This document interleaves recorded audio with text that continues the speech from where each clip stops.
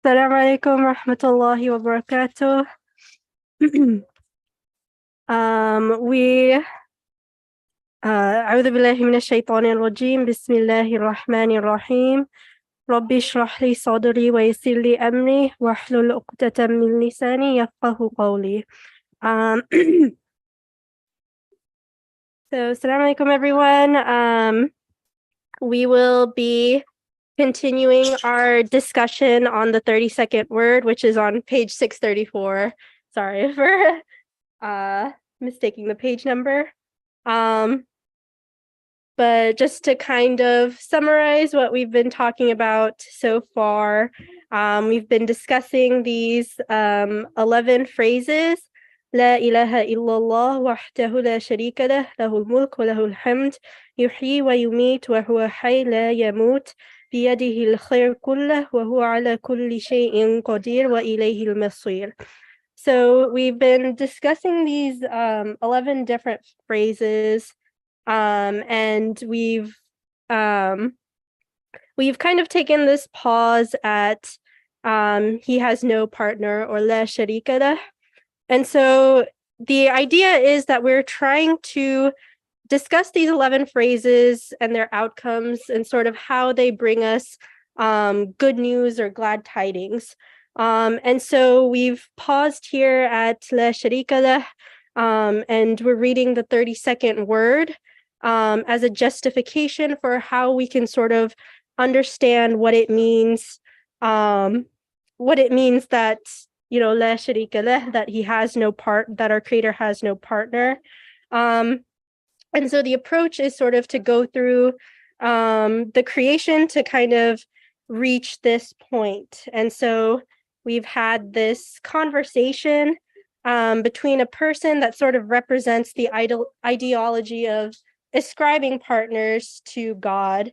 And then it's this conversation between this figure and sort of different part aspects of the creation. And so that's sort of my short summary. If anyone wants to add to that, something that really stuck with them. Well, sorry. Bit of a... Okay.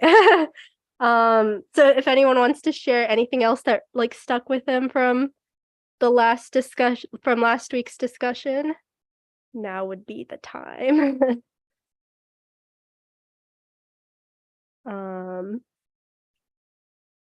Otherwise, okay. I think we mainly talked about the conversation between that particle and somebody who claimed ownership over that particle, like nature, for example, and how the particle was talking about how, like, if you can't employ me in my numerous duties or in the numerous ways that I work, you can't be my true owner.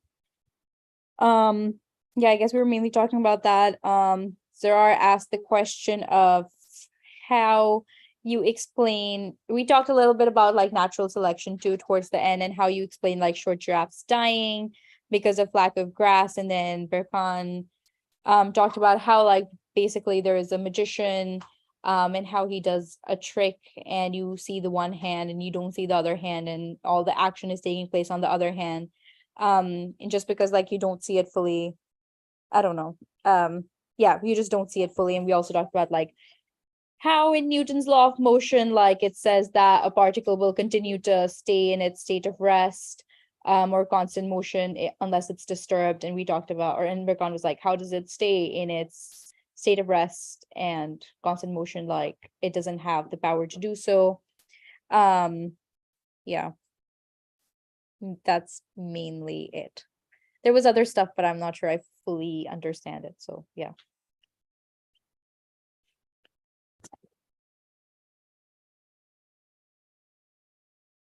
Yeah, so we were starting off sort of the conversation between, as Dua said, between this ascribing partners person and the particle.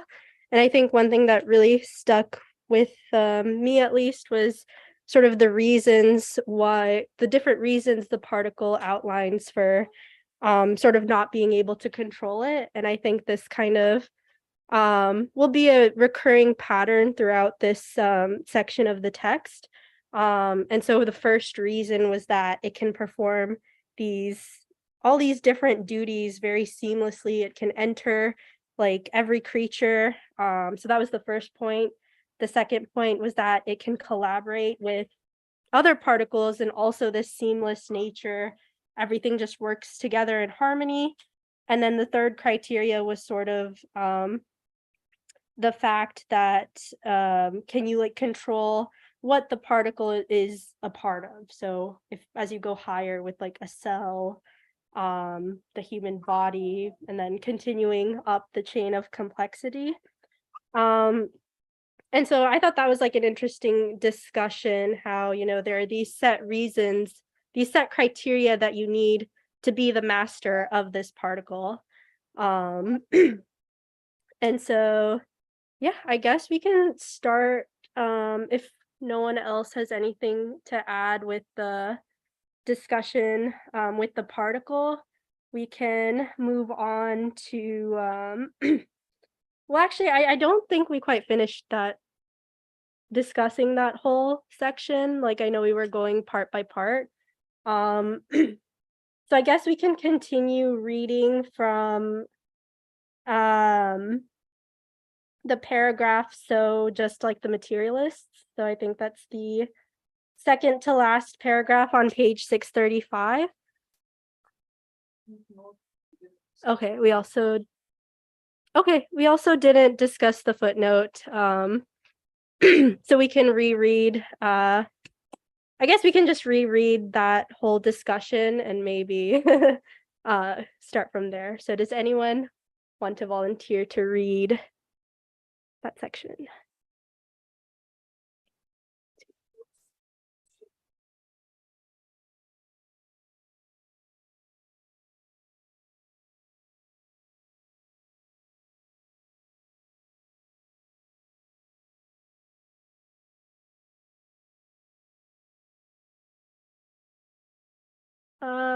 Yeah. Number two. Indeed. Okay, the footnote, indeed, every object which is in motion, from minute particles to the planets, displays on itself the stamp of eternal besoughtedness and unity. Also, by reason of its movement, each of them takes possession of all the places in which it travels in the name of unity, thus including them in the property of its own owner. As for those creatures that are not in motion, they are each of them from plants to the fixed stars, like a seal of unity showing the place in which it is situated, to be the missive of its own maker. That is to say, each flower and fruit is a stamp and seal of unity, which demonstrates in the name of unity that its habitat and native place is the missive of its maker.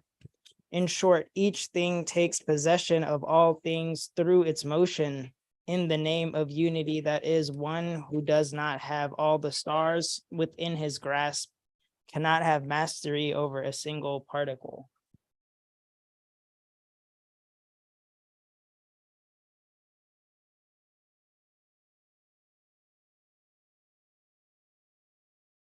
Any initial comments on the footnote?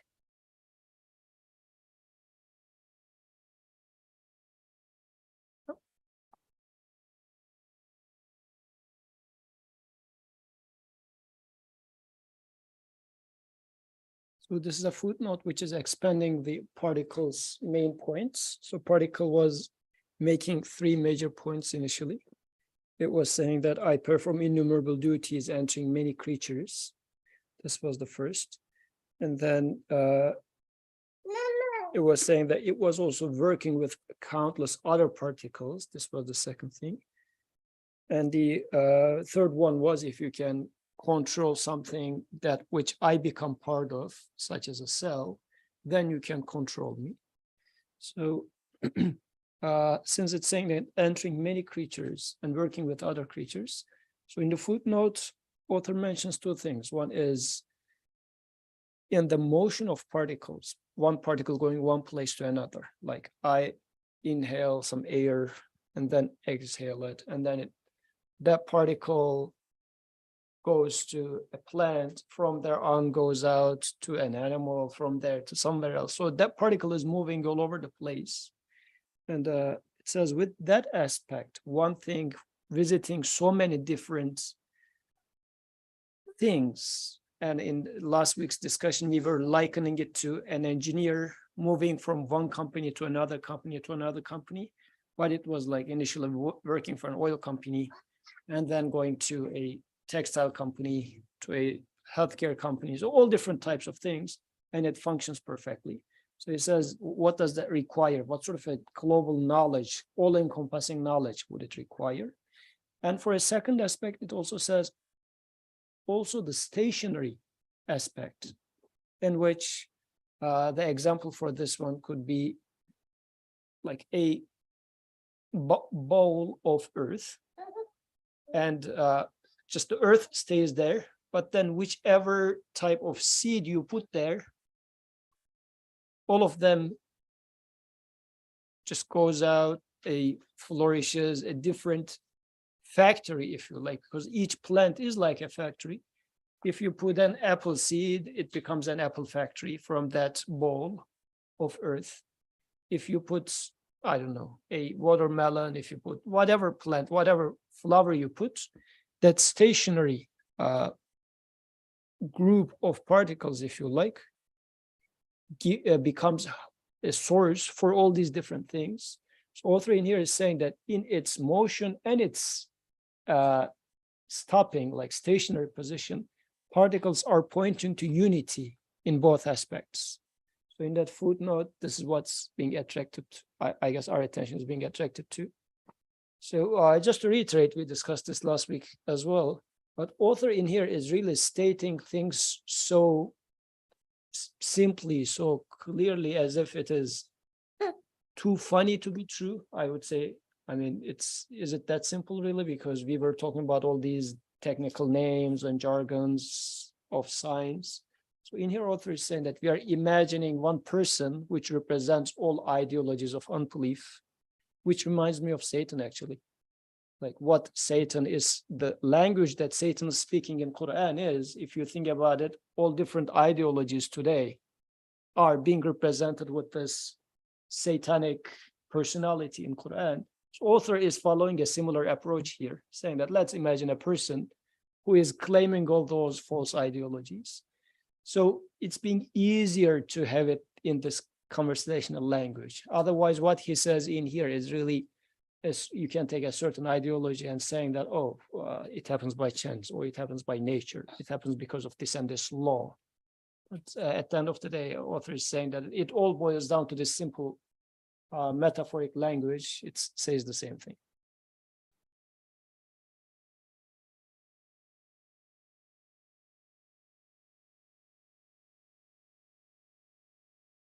I guess one thing I found interesting was sort of this statement, one who does not have all the stars within his grasp cannot have mastery over a single particle. And I think Zarar asked this question last week, where it seems kind of like of course, like you would sort of think that, it doesn't seem possible to have control over all the stars, sure. But what about these things that I seem to have control in my daily life, like these smaller things, like I can pick up this pen and drop it. And then I think that sort of, we talked about, are we actually like really in control, like of these smaller actions? Like, do I know which sort of neuron from my hand to my brain is like telling me to pick this up? And do I have control over which signal is firing back from my brain to my hand to pick up or drop this pen? So I thought it's interesting that we're sort of taking this approach, because it feels like, like it feels to me it should be the opposite. Like if you don't have control of a particle, of course you can't control anything else, because the universe is made up of all these particles. So I guess it seems interesting to me that the statement is if you don't have control of all the stars, then you don't have control over the single particle. I don't know if that's just me being, I guess, a little confused about that. So like this whole dialogue, we're building up from the particle and upward. So yeah. I think this is the most important part, like this reverse relationship. We say if you cannot, control one particle, you cannot control stars, which is true. And author is saying, and the claim is usually, as exemplified here in the text, claim is usually, as also mentioned by Zarar, is that but we can control just one, the particle. An author says, no, actually, you cannot, because going back to this magic trick is, author is saying that if you want to move a single particle, you have to have, like, you only showing me just one particle, you only showing me just tiny bit of power and knowledge in your one hand. But what you are hiding in your other hand is that this particle is part of the universe, intermingled in the universe, so connected that if you want to move a single particle or control a single particle, actually you have to have knowledge of the entire universe. You have to have the power over the entire universe. So if you want to divide universe into pieces, if you want to do that, then you will need even more knowledge than just knowledge of the universe. We discussed it when we, design things in, let's say, manufacturing and so on. Like in manufacturing world, for instance, today, every worker only knows a tiny bit of it, right? This is true. And this is usually what example is given. So we are shown what just one worker, what he or she knows, and it's usually a little bit. Like go to a Wawa store. The cashier will know only a tiny bit of the entire business process about the Wawa, right?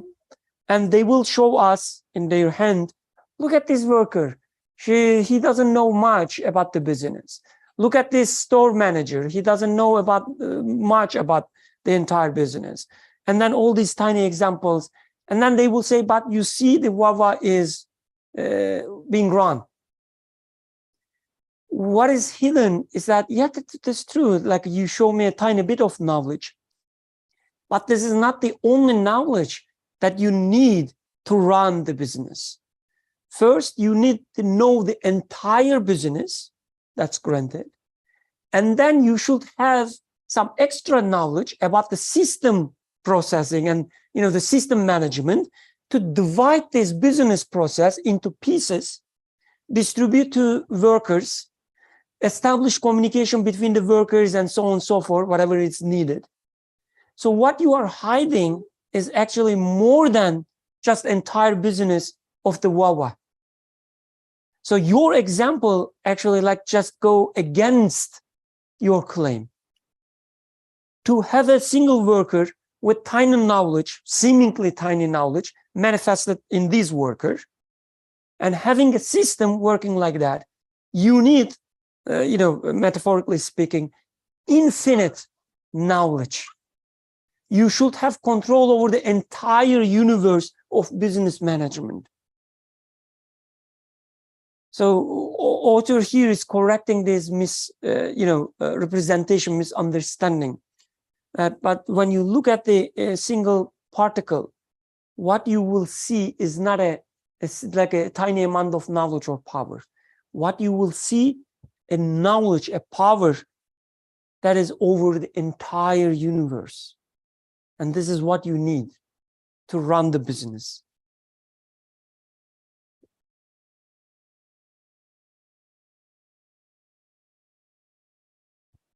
Another example that comes to my mind is that of puppeteering.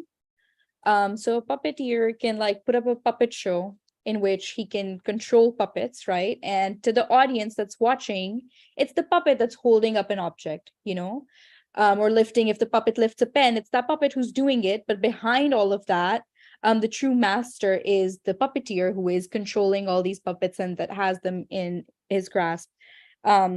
So I think that's how I'm thinking of this. And I also like that they use the word mastery over a single particle, because it's like, even if you like have somebody else coming in and they're like, okay, I'm going to try to move this puppet and perhaps I could control this. You can't have mastery over that one puppet unless you truly understand the art of puppeteering, and unless you have control of all the puppets and you really have knowledge on how to make that move or like function or whatever. So yeah.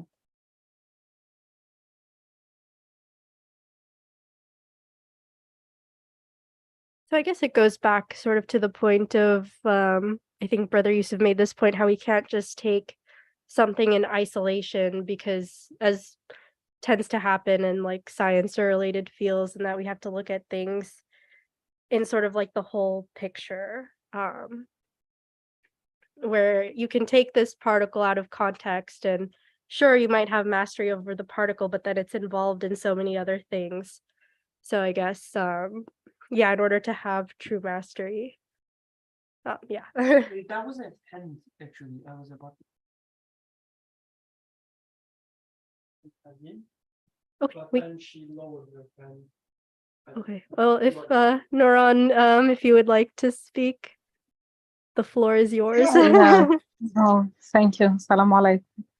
I'm happy to hear your voice, all of you. And Zareen, I miss you so much, really. So regarding what you said just reminded me of a verse where the conversation between, you said like your observation of everything in your daily life guides you to this belief. So there was a conversation between Sayyidina Sulaiman and Al-Hudhud, where he told him, I came back from Saba and I found a queen and their folks are يسجدون للشمس من دون الله, they kneel to sun instead of God. And how can they do that while they don't observe that God is that God brings light to everything that is hidden, and he knows what you conceal and what you reveal. So this little bird has his own observation in the universe, and he related like the part he is concerned with, the rain, and like he meant that God brings the rain down, and so that he brings out what is hidden.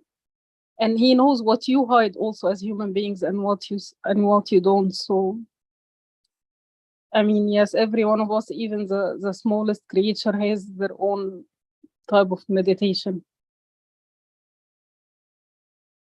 Jazakallah khair.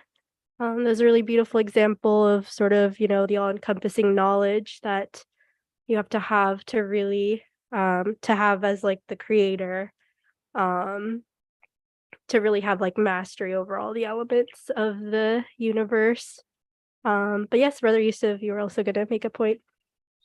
So one of the examples that we were mentioning last week was, let's say somebody comes out and says that in Quran there's the word bait. Look, I also say bait. See, so I can write that part of the Quran, I can say. And then there's another one which says another word from Quran, Rahman, like, see, he is also doing part of it. So if we come together, I just say bait, he says Rahman, he says something, and we can write Quran. So what is being done here is those words are not independent words. They are in a sentence, in a chapter, in a Quran. And Quran is, if you like, translation of the creation. So Quran is not even an independent book by itself, but Quran, with all its aspects, is translating the creation.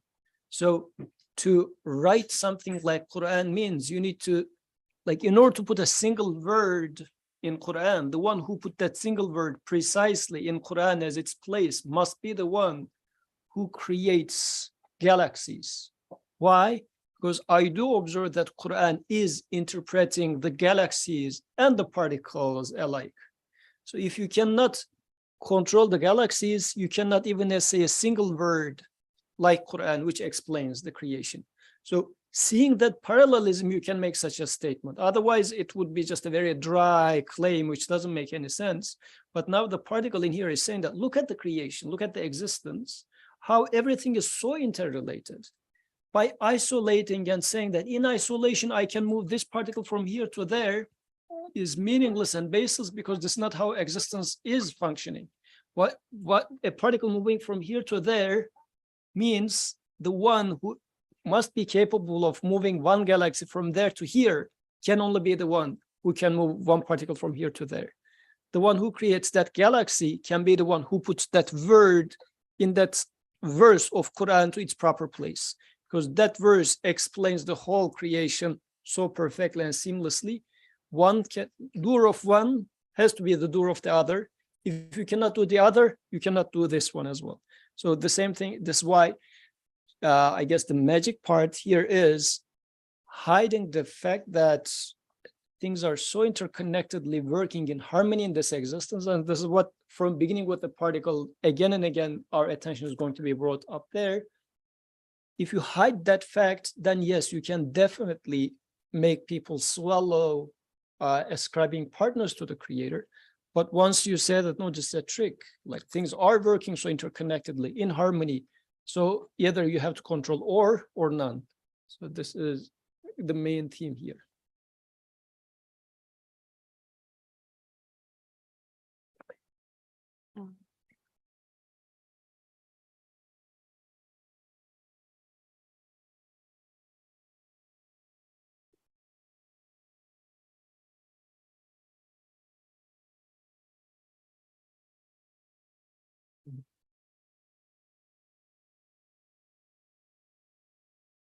You can go ahead. I Yeah. have a question for you.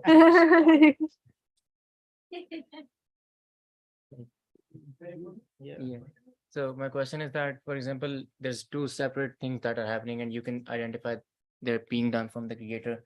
So you say, like, if one thing is done from the creator, the other must be done from the creator. So are those two interconnected too, or just you can only say that these are made by the creator, or are those interconnected too?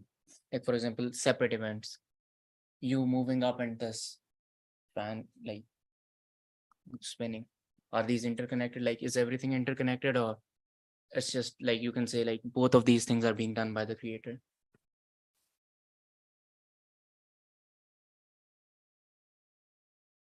So I think we will extrapolate there, because me standing up and it's happening in there. Can I prove or if this is directly connected or not? But the way that, at least this is how the text is going to be structured, says that particle is part of the cell. Cell is part of the, let's say, human skin. Skin is part of human's body. So eventually you arrive to the conclusion that whomever is doing this smallest part, since they are so much tied to each other. So like, am I related to pandas, for example? I've probably never seen a panda in my life. Am I connected to pandas? We call it ecological equilibrium or something. So eventually everything in this existence is connected directly, indirectly to each other. So I can extrapolate that.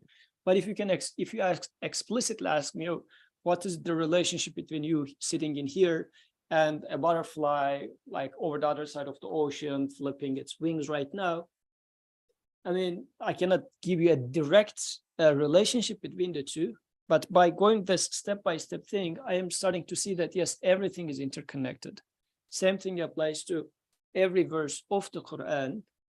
Actually, this is from interpretation point of view. They say you can take every verse of the Quran, put it at the center, and interpret the rest of the Quran by keeping this verse at the center.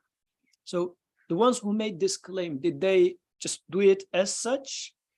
Probably not, because it's a good number of combinations you can have it like that. But the point is, they do see this capacity of the Quran based on how it's structured, how it's explaining the existence as such. So I guess this is that type of a conclusion that I would have, like some sort of an extrapolation.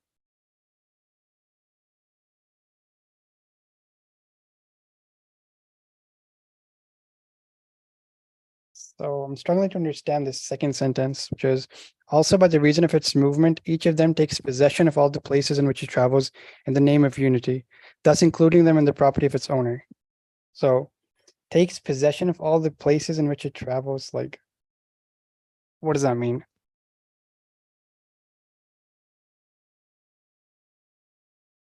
I will not answer the question. Just a suggestion as a part of, since I'm not the moderator now, I have the, pleasure to suggest something.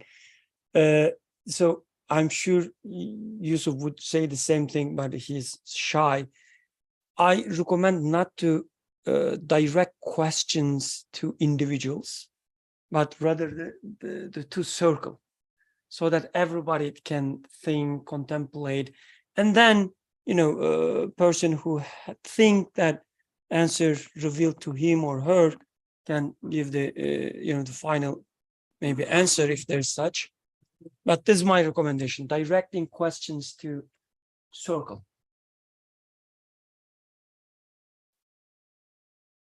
I cannot answer after that. Abdurrahman, I have my own question. Wrong person. troublemaker, right?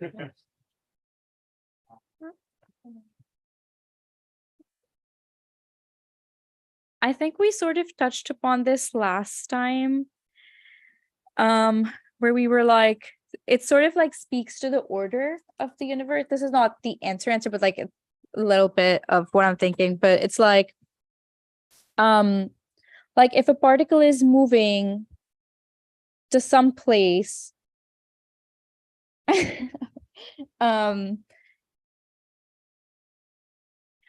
so it's like we established that there is an order, right? And there is like a purpose. Sorry. There's like a purpose that particle serves, right? So it's like if a particle is moving from one place to the next place, it is meant to like take possession, basically means like take up space in that place. And then it is meant to take up possession of that other place. And that basically speaks to how like if the owner of that particle is making it go from one place to the other place, then you can also say that that owner has sort of authority over those places as well, if that sort of makes sense. Like if I own a child and I say, oh, you can go to that place or you can go to that place, that means I also have authority over that place. Does that make, otherwise it'll be like if like, for example, my child can't go into the neighbor's lawn, right? Because I don't have authority over that neighbor's lawn. But if I'm the owner of that child, quote unquote, they can be in my house and they can go wherever in the house because I have authority over that place. Does that sort of make sense? That's how I'm thinking of it. Part of the term was each of them takes possession of all the places. So particle itself. Yeah. Possession. See, I'm Particle itself takes possession of the places, as in sort of to be in a place, you must control the place. so I'm not thinking of possession literally. It's just like if the water is in you, the water is taking possession of you. I don't know. I don't think I'm taking it literally. It might have a literal sense, but I'm thinking of it as like it takes up space in you, I guess. Maybe you can take it in the sense of unity, in the name of unity. So every particle that travels, it encompasses unity. So it's like, I understand it that way.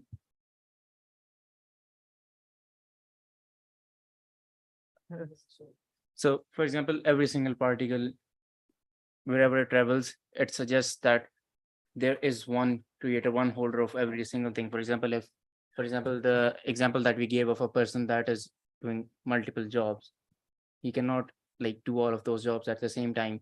So, but there is a particle that is present at all the places and it's doing numerous different jobs. So there was me one creator that is making all of those particles being present in all of those different spaces.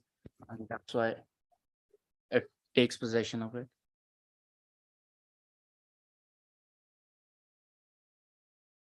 To give an example, let's say there's this soldier and he's part of the army.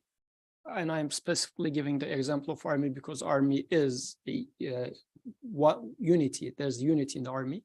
So that soldier goes into this camp and functions in there, goes to another camp, functions in there, goes to another camp, functions in there. So wherever that soldier goes, is actually in the name of unity of the army. It's saying that this is also part of our army. This is also part of our army. Like the that language over there, also checking the original language, wherever that soldier goes, it says this army also belongs to my like king's army, the same army. It's all the same army. So it's capturing them in the name of unity means that land, that army becomes the army of the source, the one unity. Can we give like an opposite example where a lawyer in Turkey, for instance, working there, and then comes here, he won't be able to work here because it's not the same, the set of rules, same, let's say the authority between two countries. So he cannot claim that this place is from the same source or this place is ruled by the same authority because he won't be able to function there, different set of rules.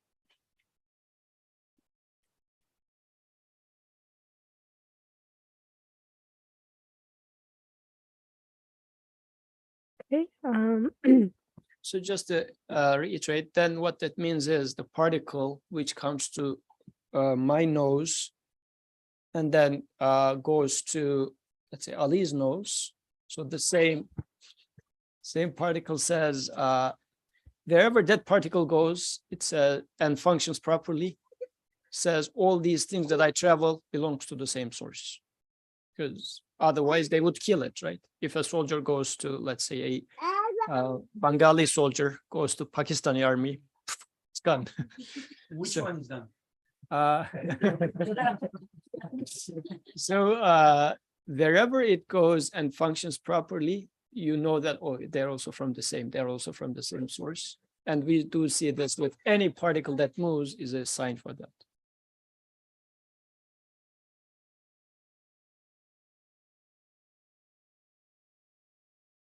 And I guess like about the example of the water, I'm also thinking like even if you do take possession as like ownership, like, or even if I think of the army sense, like if you are possessing like a camp, you are doing it by the authority of Allah, so it's not like I don't really see a contradiction in there, but also it's like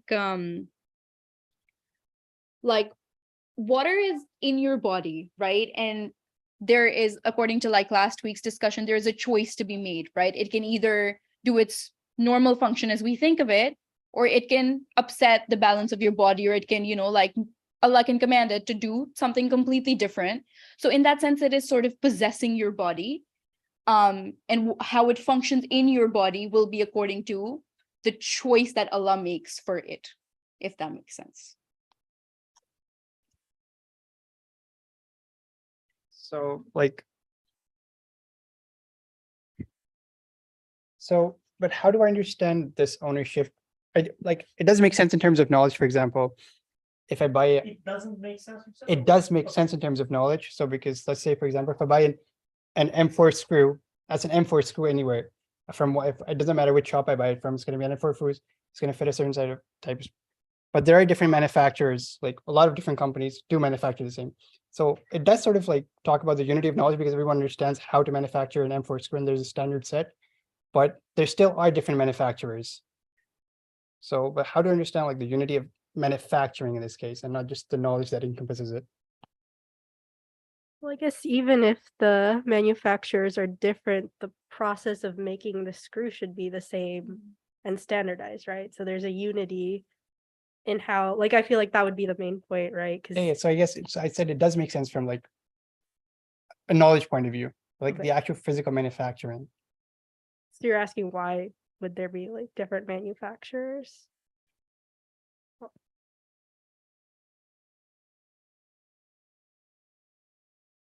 Isn't that going into the realm of what we discussed where we were like, oh, like yeah, there is a unity, but what makes you say like there aren't multiple gods? And then it's just like, do you have like reasonable evidence for you to be asking that question? And if you don't, then that question is moot, like it isn't really doing anything. And I think when we talk about unity, it's not from a sense of like different manufacturers, but it's from the point of view of, oh, the person who knows how to make the M4 screw would also know how to make an M3 screw, and so on and so forth, and would also be able to know like what sort of a hole that screw is going to fit into, like that sort of thing. So I don't think we're talking about unity across manufacturers, but rather like the coherence between knowledge of the one who has created that single M4 screw, if that makes sense.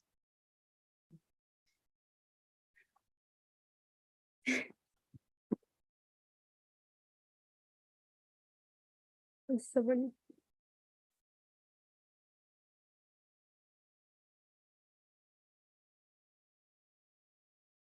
Just wanted to also share a, beautiful reflection, mashallah, such a beautiful circle of subhanAllah. Not only does Allah, and this is my personal reflection, that not only is he talking about physical creation, but he's talking about mental constructs and emotional constructs, that love, subhanAllah, or fear, or awe when you see a mountain. We all experience the same thing, and we have no control of it. What a beauty it is that when I see a mountain, I feel the same awe as when, my friend is next to me, even though we're two separate brains, two separate people, or whether it's love, a mother's love, this kind of universality. The one who created these mental, emotional constructs is one who necessarily, transcends all individual bodies, individual brains, individual people. And I don't have the eloquence to, as everyone else, but would love to even hear more reflection on, beyond this physical, tangible constructs of Allah, what does the text imply about even non-physical constructs, which also have the same unity and the same properties?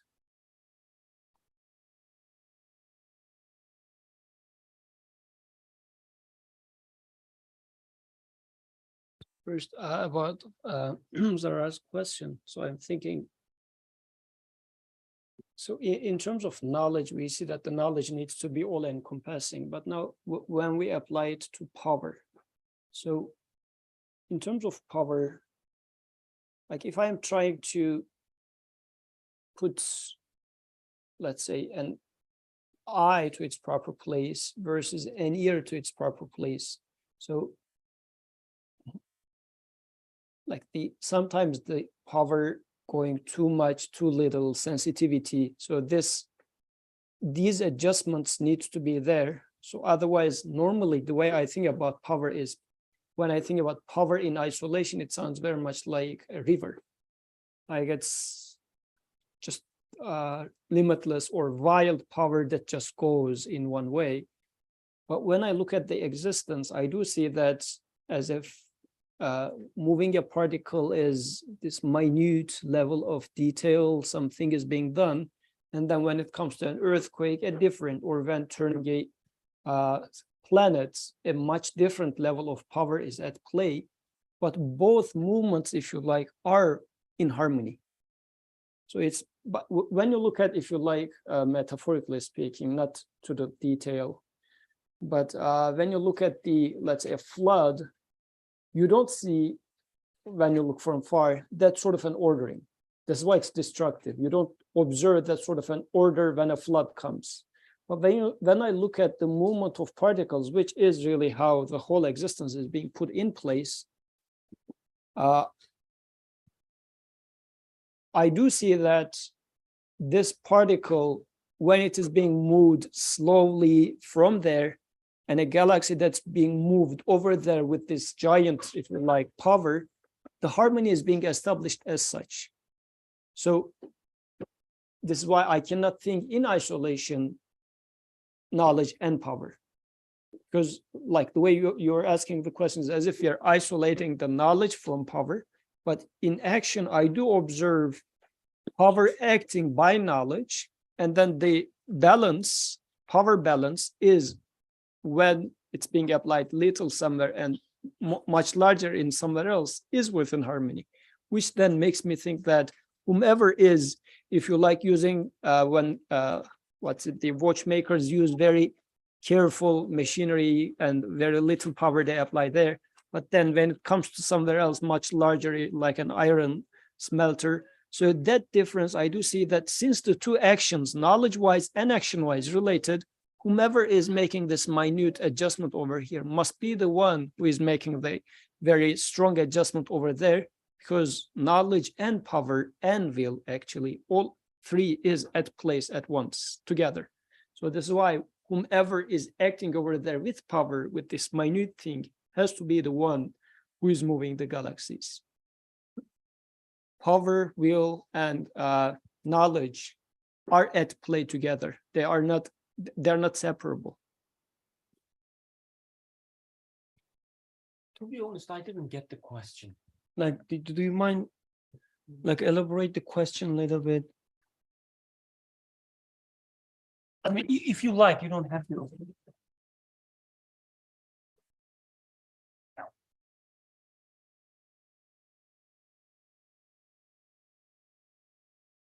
So my question was like, in my day-to-day experience, I do experience. So like in my day-to-day experience, I do experience like the unity of knowledge, like in terms of manufacturing a standard size screw. But like there are still a lot of different manufacturers that do have power over that manufacturing. Yes, they're being dictated by a certain set of knowledge, but they are working independently. So are you still talking about like knowledge? Oh.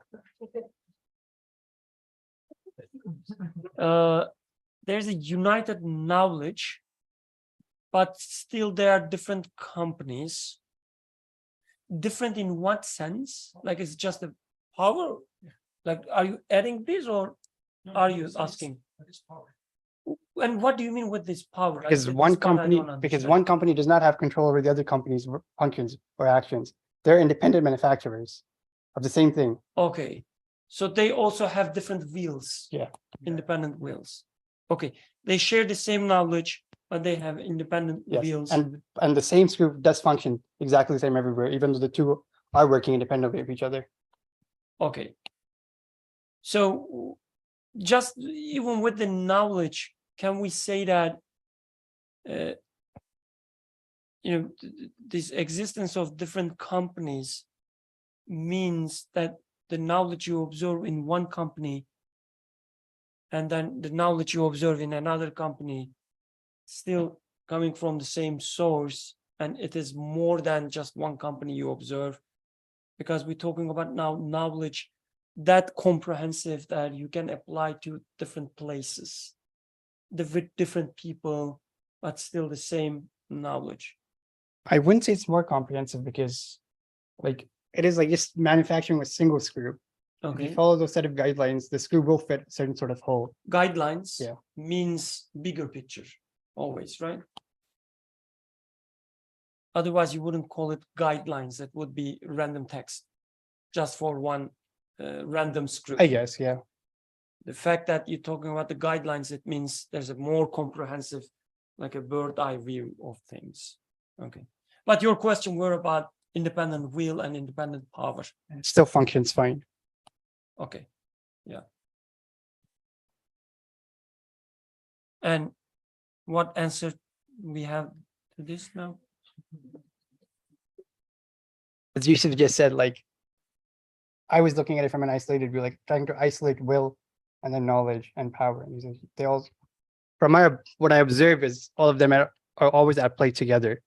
So like it is fallacious to like sort of separate them and trying to view, okay, fine, I do observe a unity in knowledge, but do I observe a unity in power and will? And do you now? You just explained, yes. Yeah, but no, I'm asking you. Like, I understand what you say. I think I understand what it says, but I still don't get how this is answer to the question. I guess like my question might not have been the best because it does sort of take in play of free will, because like a company can choose to produce a sort of, company can choose to do whatever sort of wants to do, maybe produce like bad screws if they want. But, like it's easier if I look at like a flood and a single water particle, like that sort of makes more sense because As you said, there's at certain places forces are fine-tuned and then just raw open in some places. So I guess that makes more sense in terms of understanding like the text. Would it? With this analogy, I feel like we're kind of stretching the analogy out, but is it like the process for making that screw, like, is gonna have to be the same still? There's a unity in that as well. Like, somebody can't just mix like oxygen and I don't know, like water, and it's gonna turn into a screw, while another company is taking a different process. They might be different entities, but they're still relying on the same, in the sense, the same process. So maybe that process is, in this analogy, like the power that, like the will and the power that's required to produce that outcome.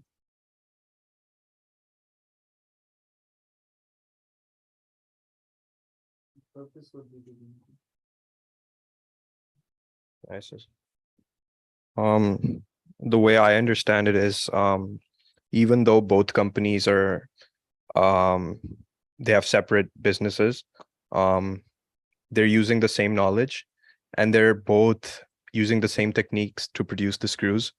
And by extension of this unity of knowledge, there is unity of will as well, because both companies, regardless of the fact that they're producing these screws independently, they're both slaves to the same process of, or the same knowledge of producing the screws. So if there's unity of knowledge, by extension, there's unity of will as well. So like Zarar mentioned, you can't look at these things separately. You have to look at them together. Yeah, like you mentioned. Also, specifically in this example, it's talking about one particle moving everywhere and working in there. So it's not that, like in our example, a screw is a screw. In our understanding, it doesn't make any difference whether the screw is connecting this, what's a table over there, or it's something else in here. But the way this, let's say, single oxygen molecule works in me versus works in you, like you're a different organism, I'm a different organism. The goat that we have seen yesterday is a different organism, and it's functioning properly everywhere. Or if it gets an like, what's that, iron oxides and iron somewhere, it's doing something totally different. It's the same oxygen. So it's saying that if you can employ me in all these different actions, so in the metaphor, he is using this power as it's applying for, if you can employ me in different places. So in that example, it would be wherever that's, what's that, screw is going to be employed, do you have the power to make them employ in there? So this is why he was like the way, at least that example, because your question was going from a different angle, not from this one. But in there, he is saying that you do see that wherever I go, I am functioning with the knowledge, but also I am being employed in various different places. So do you have the power to employ me in all these different places? So if I go with the other analogy of the army, let's say, you're employing me in that army, okay, but I go and work in another army, would you be able to employ me in that other army? Meaning, do you have power over this other army so that I'm going to be employed in that other army? So I guess this is why he's trying to show that knowledge, power, and will are functioning all together. And the example in here is being structured bottom up, step by step. The way your example is not exactly matching with what's going on in here. Maybe this is why we are having a little hard time to make it as parallel to what's going on in here. So yeah, I mean, it's going to repetition, but I guess the main point is that the three are acting all together. They are not, one is not at place as I observe in the existence.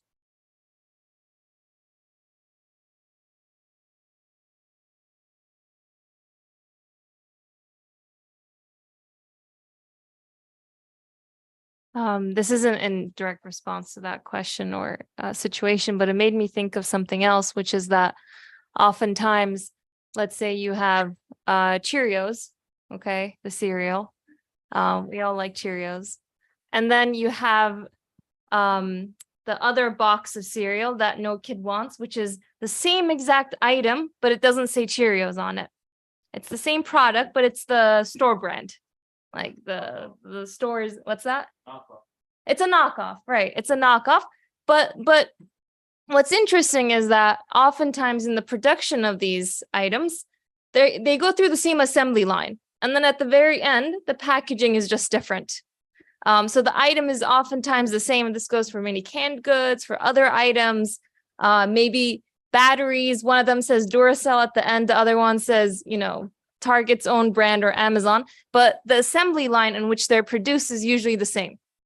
You just pay for the branding at the sticker.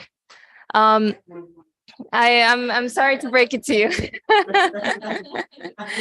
Or spitting facts. So it made me think of that, in which companies can claim things by putting forth their own name, right? But the creation of an item or the very existence of an item will proclaim that it belongs to a single order or a single source of knowledge, right? So its very existence, the existence of the nail, again, this might not necessarily be, I think analogies all have their limits. But the existence of an item, regardless of what name is slapped on it, it can be on multiple assembly lines. Maybe it was a different assembly line. Maybe that one was manufactured in China, the other one was manufactured in the US. But in the way it is formed, it declares a single owner, or it declares a single source of knowledge, single source of power. Because as another brother was saying, you can't change the fact that you might need this element mixed with this element, or that it has to be produced within this heat or temperature. So I would say, like, when I look at an item, the qualities that it shows to me point to a single source. And if I have two of I'll end there. Instead of rambling.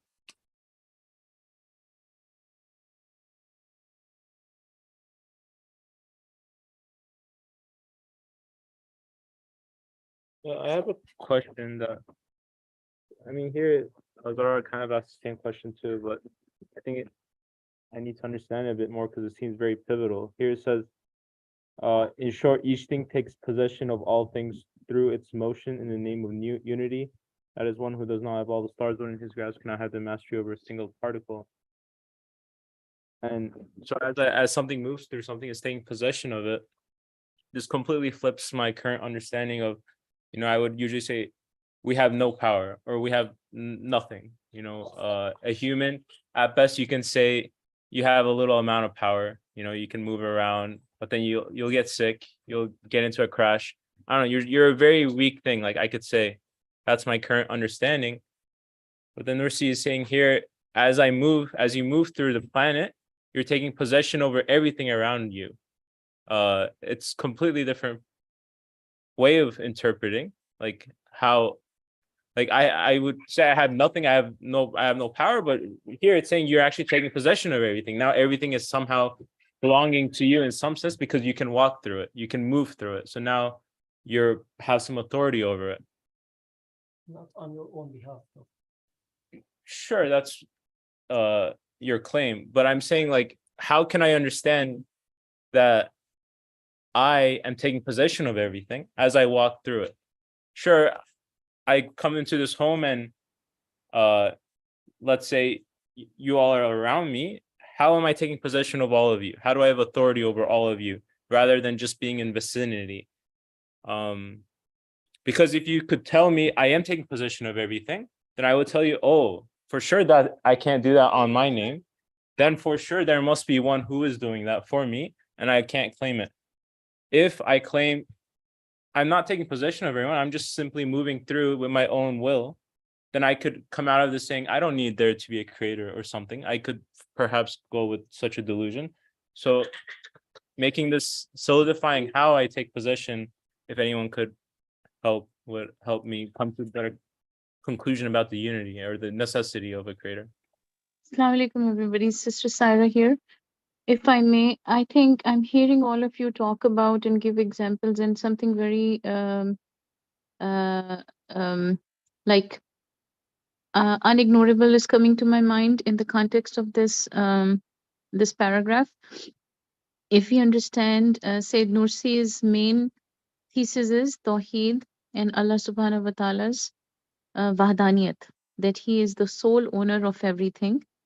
And of course, as we know from Quran, Allah Ta'ala gives example of the fly, and if the idols cannot produce the fly, or even if they were to produce the fly, then if the fly were to snatch something, nobody can take anything from the fly, right? So again and again, there are so many parables in the Quran that Allah Subhanahu wa Ta'ala tells us that even though I'm unseen, nobody can physically see me. Allah's countenance does not deserve us with our naked eyes to visualize and witness Allah subhanahu wa ta'ala in his physical form. At the same time, he is Al-Qadir. And so if you look at even our doctoral level and bachelor's level, interdisciplinary and liberal arts education systems in the world, even when we go through specialization in a particular subject, we still have to become a somewhat of a, at least a fraction of the polymath mindset that true polymaths had in the golden ages of Islam, years of Islam and Islamic civilization. And these people would do a lot of the scholars, Rahmatullah, they will do a lot of the fakr, and they will understand the inner mechanics of things that are they intertwined, and the laws and of the physics and the chemistry, biology, as well as because we are looking at composite wholeness of a particular function or a particular product.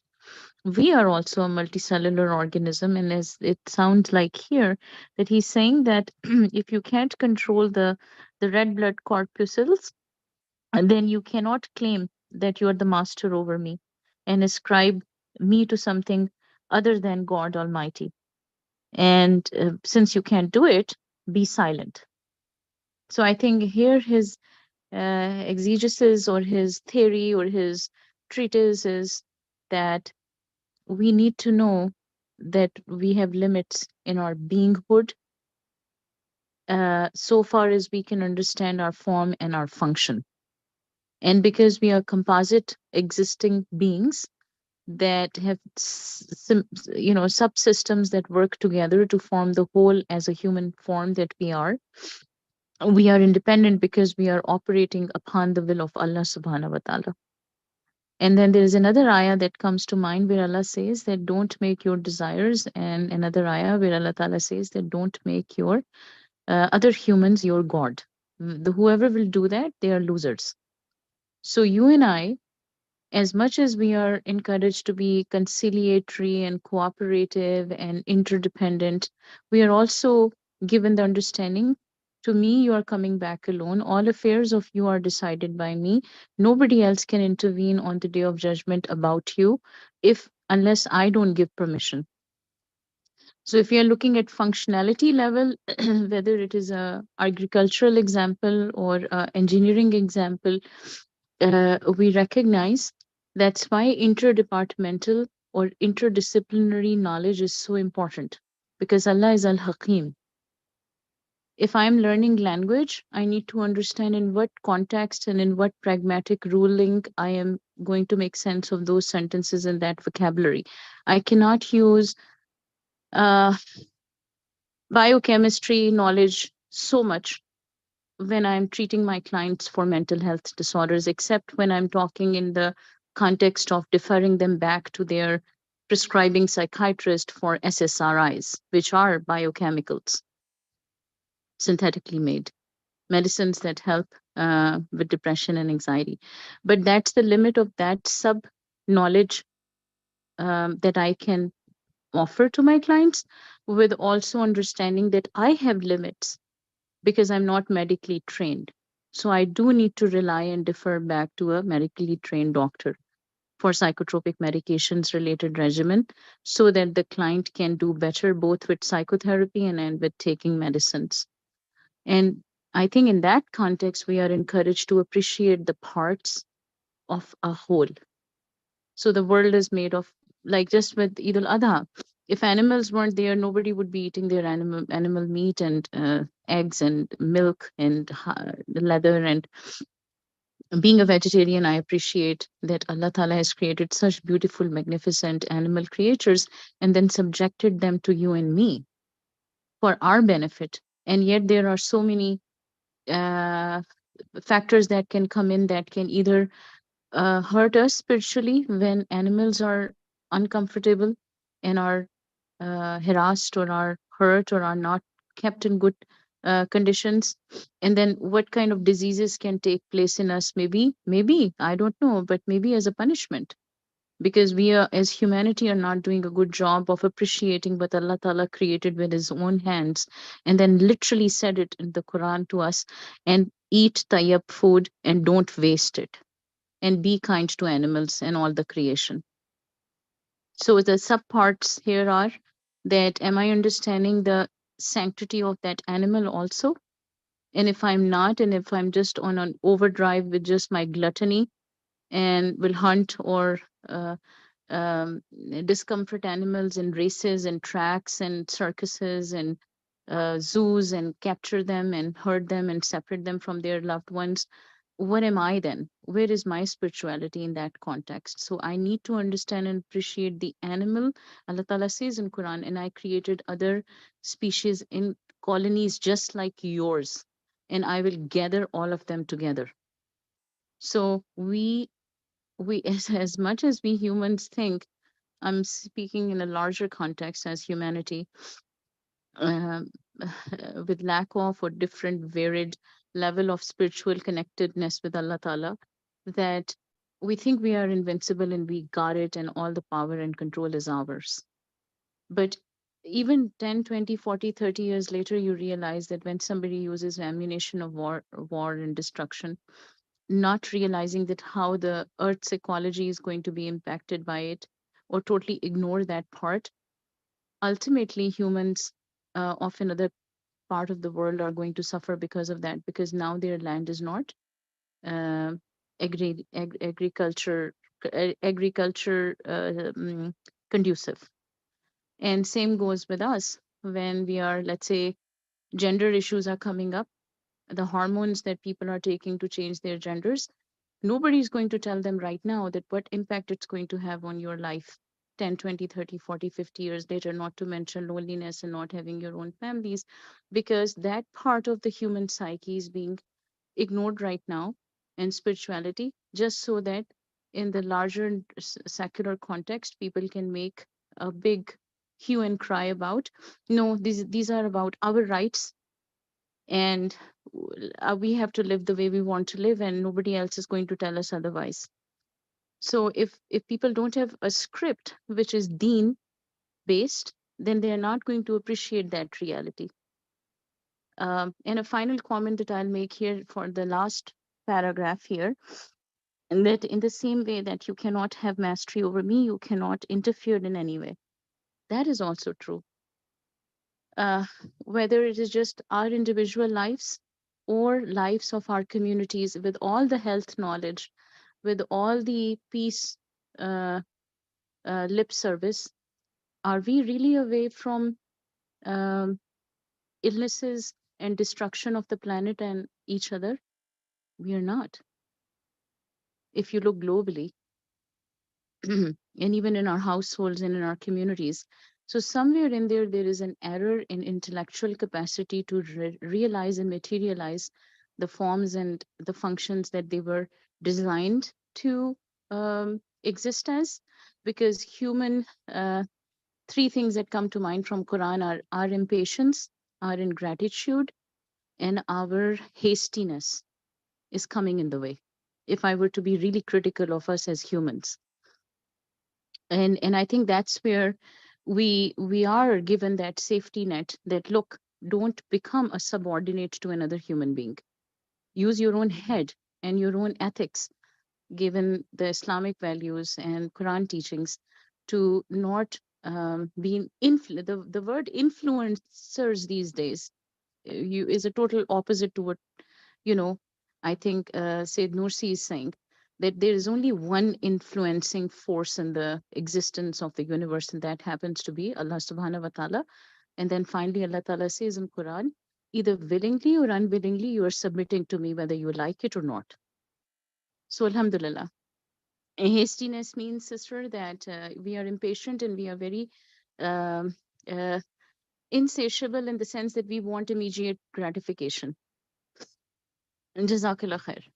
I hope it makes sense. Jazakallah khair for your beautiful reflection on how important it is to recognize sort of how all this interconnectedness points back to one unity and one creator.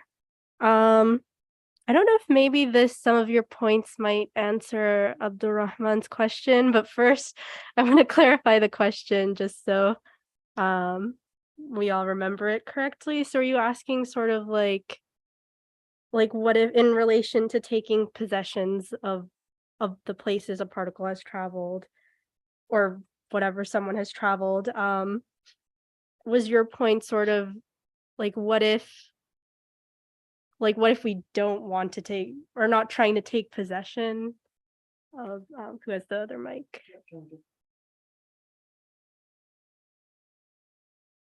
I think interconnectedness is kind of the path of the answer, but my question was, it's still very vague for me to understand how, even if it's very interconnected, how you would say something has authority. If as I move through Philadelphia, I now have authority over Philadelphia. I am taking possession over Philadelphia. If I truly believe this, or if I saw that as I moved through an area, I'm taking possession over it, I'm sure you could still deny it, but I would say, yeah, I have no such power to do such a thing if I could truly see it. And maybe that comes with reflection on interconnectedness. But basically, my question is, how do I see this possession or this authority that I'm enacting over Philadelphia as I move through it? Like, how does that manifest? It seems very vague to me. I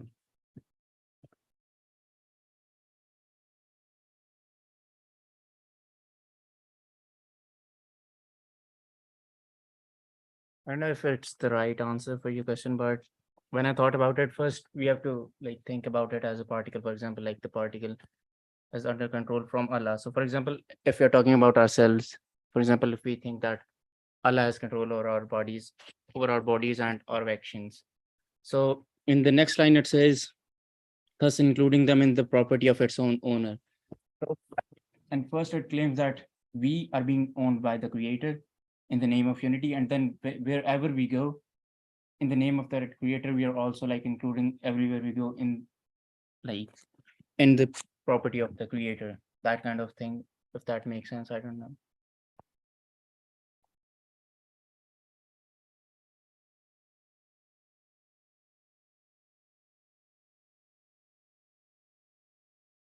So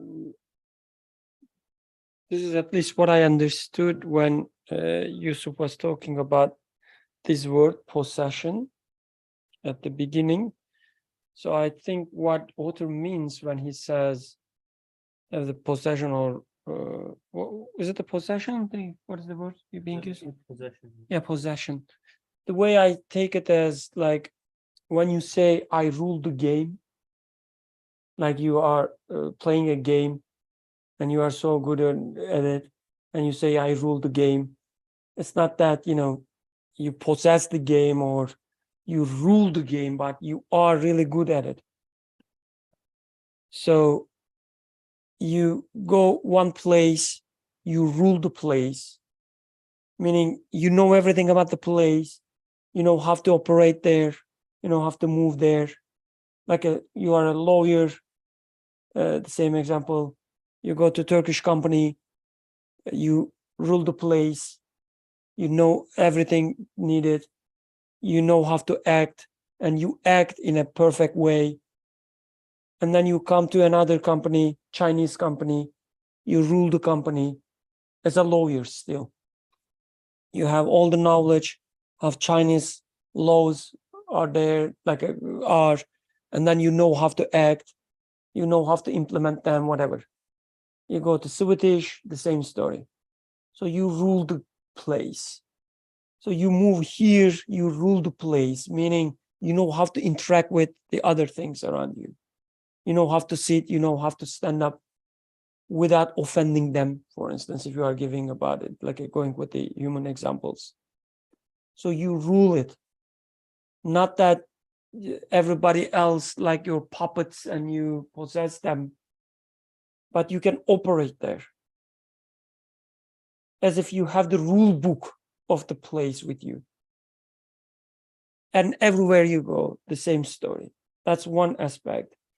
But from another aspect, especially if we are talking about the particles, you go one place and the way you attract, like you can attract all other particles or propel them. You go another place, you can do the same thing. You can still attract or propel all the particles as if you have control over all of them, as if. So I think when author says a particle possessed through his motion and so on, it's like a question, actually. Like it looks like a particle possessed, it looks like particle rules, but is it really particle? Can they attribute it to particle itself? Because when you look at it, it looks like a particle rules everything around it, wherever it goes. So the way I understand the author is saying that it's not just a particle. Like you are trying to convince me that I'm just a particle and you can control me. You can claim that I'm your owner, particle speaking, right, in this text. And particle says, no, I'm not just a particle. If you look at me, you will see that I am controlling everything as if. I have this possession. I rule the game whatever game I play. So do you think I'm just a particle? Can you control me? That's how I understand.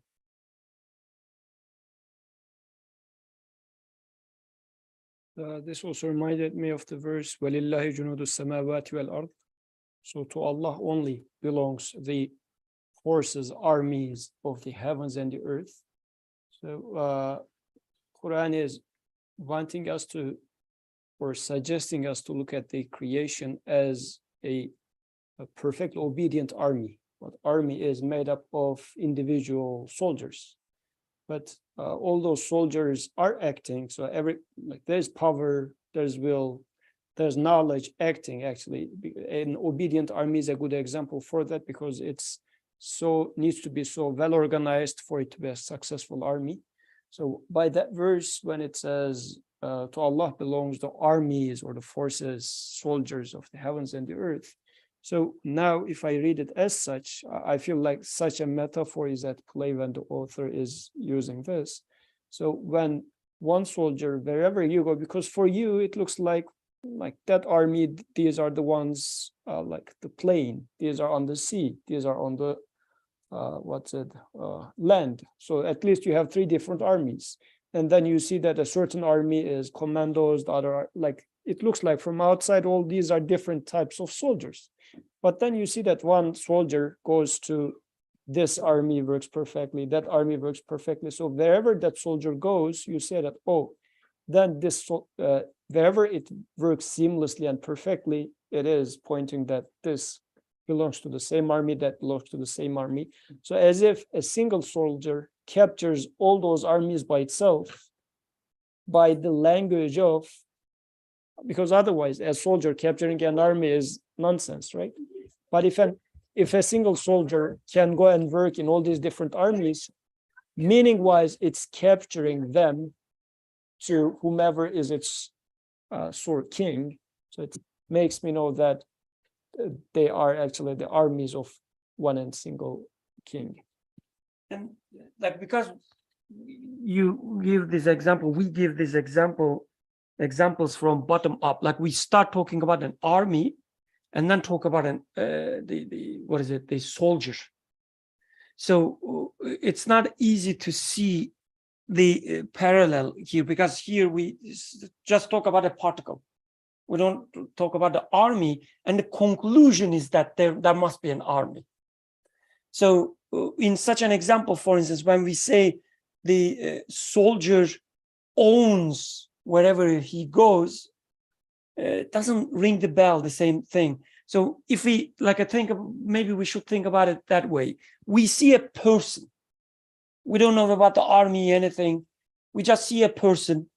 He goes to a crowd, starts shouting and giving some orders or say something, and the crowd obeys.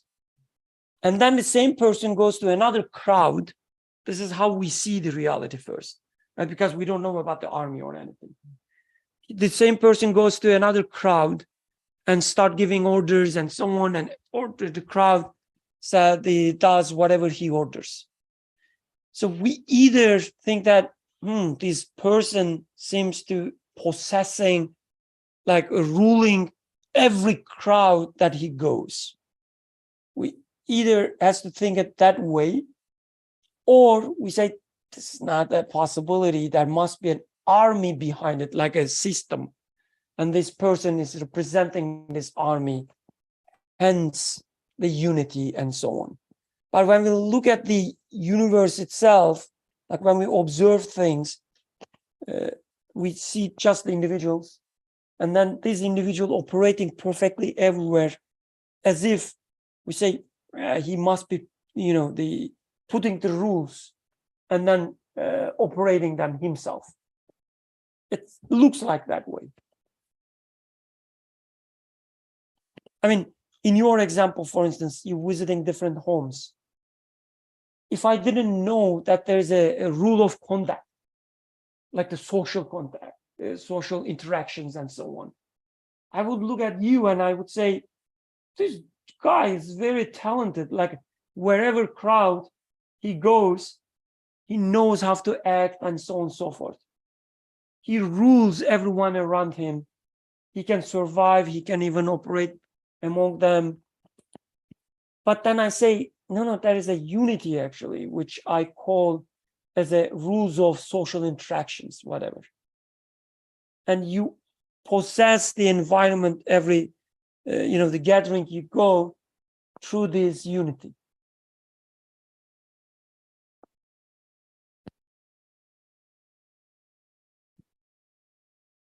Thank you. Just to offer an additional analogy to answer your question, I would think of a beehive, and beehive has certain, purposes, right? Not pollinate, produce honey, lay eggs, whatever. And when you say each thing takes possession of all things, it's more like each bee wants to be able to do the things that beehive wants to do. But because you are, it says, through its motion in the name of unity, what you want to be able to do, you want all bees to move according to a certain guideline, right? Like we mentioned with the example about making the screws, like you need to have a certain guidelines to be able to fulfill this purposes of a beehive. And because everyone is doing all their assigned roles, whatever, beehive is able to prosper.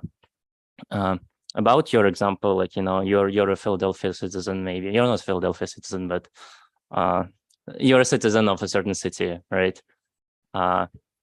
And you say you're walking around the streets and you're asking like, hey, why can't I take possession of everything, right? Of all the people. But I guess like you should really look into the bigger structure, which is, I guess, the city in this case, and look at things that the city needs to be able to do.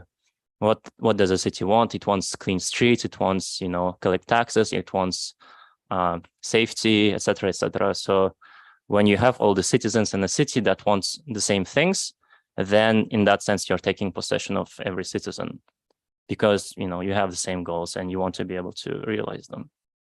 I guess that's my take on it, but yeah. All of this are physical takes, and I forgot your name, Zahir, but as brother Zahir mentioned, like, can you come up with an example that's more like mental and not really physical? I think that'd be, something that be interested in, but in the interest of time and whatever, I don't know. Thank you.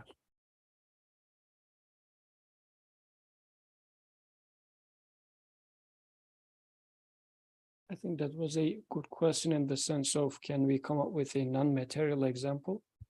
But I think at least within that scope of this, author is counter-argumenting, it looks to me at least, more the materialist worldview, which is not assuming like any of those traits as a spiritual entity anyways.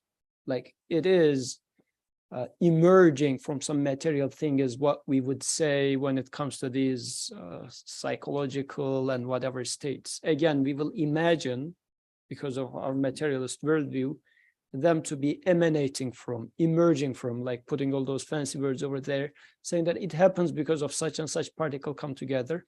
And the author is saying that if it's all about particles, here are the particles, let's talk about them.